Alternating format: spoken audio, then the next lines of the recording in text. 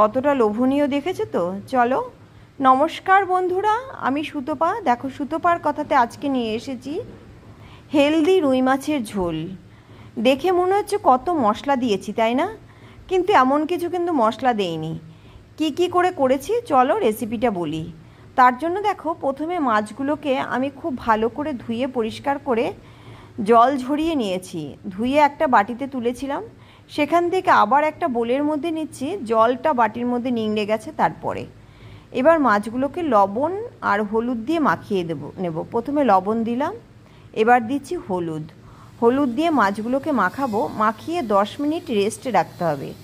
রেস্টে রাখলে মাছের লবণটা না খুব ভালো করে বসে যায়। মাছটা ভাজার পরেও লবণটা ভালো, মানে মাছটা খেতে ভালো লাগে, এই আর কি। এবার এটাকে মাখিয়ে রেখে এবার যাচ্ছি চলো মশলাটা রেডি করার জন্য। তার জন্য দেখো, আমি কয়েকটা শুকনো লঙ্কা নিয়েছি। তোমরা চাইলে এখানে কাঁচা লঙ্কা ইউজ করতে পারো। আর নিলাম তেজপাতা, আর 2টো মিডিয়াম সাইজের টমেটো, আর একটা বড় মাপের পেঁয়াজের পরিমাণে পেঁয়াজ, আর নিয়েছি কিছুটা আদা। টমেটো দুটোকে কেটে দিচ্ছি।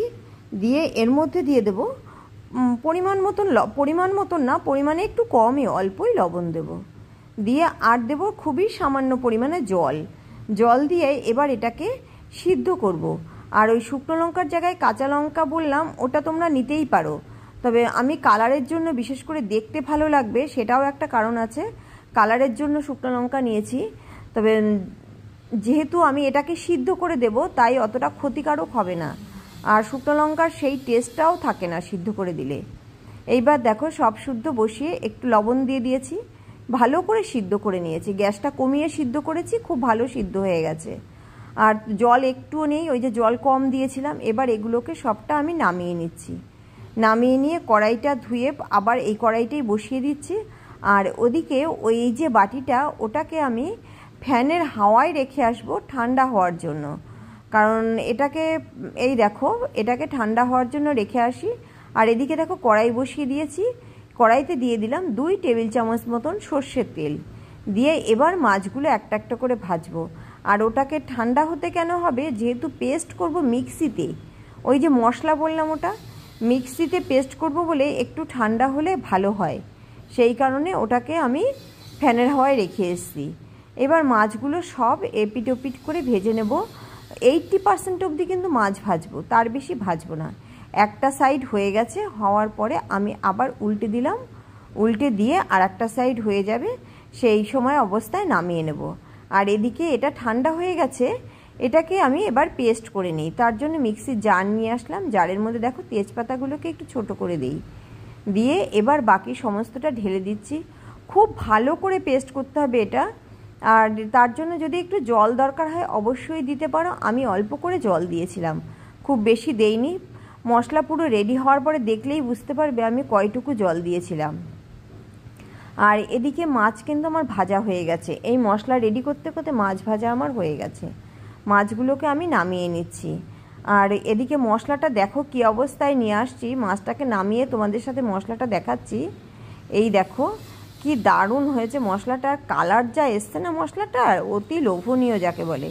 মাছগুলো ভাজা হয়ে গেলে কড়াইতে 1 টেবিল চামচ মতন তেল রয়েই গেছে।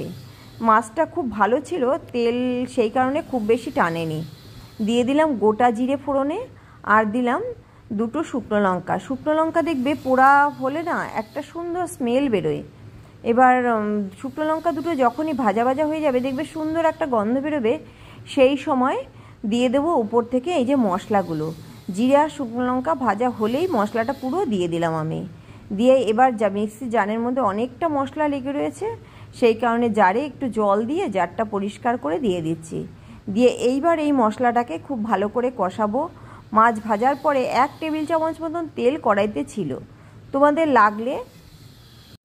লাগলে বলতে, যদি মনে করো তেল একটু বেশি দেবে, তাহলে ওইখানে আরেকটু তেল দিতে পারো।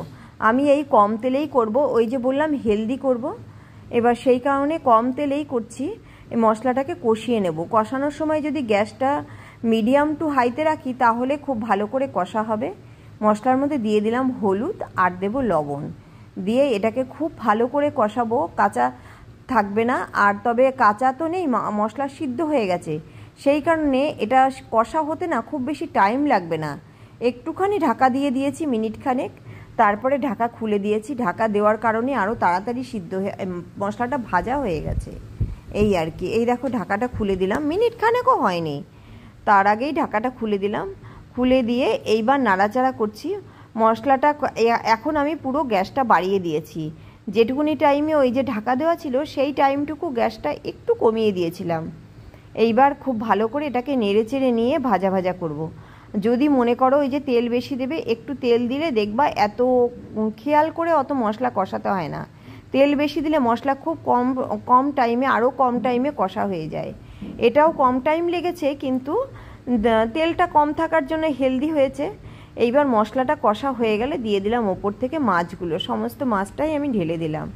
দিয়ে এইবার দিয়ে দেবো জল। জলের পরিমাণটা দেখো আমি কি পরিমাণে দিচ্ছি।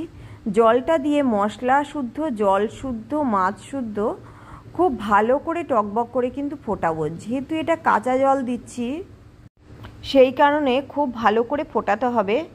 আর এখানে যদি একটু ফোটানো জল দিতাম তাহলে একটু কম ফোটালেও চলতো।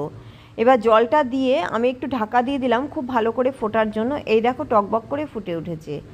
এবার দেব সামান্য একটু মশলা। সেই মশলাটুকুই হচ্ছে এই যে পুরো রেসিপিটাকে অন্যরকম মোড় ঘুরিয়ে দেবে। এই যে দিলাম 1 চা চামচ পরিমাণে ভাজা মশলার গুঁড়ো।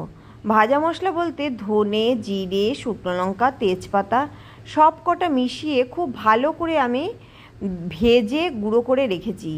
এবার এই ভাজা মশলার গুঁড়ো দিয়ে এইবার দিয়ে দিলাম ওপর থেকে এই যে বড় 1 টেবিল চামচ পরিমাণে লেবুর রস দিয়ে আমি 2 মিনিট ফোটাবো। ফুটিয়ে এটাকে নামিয়ে নেব।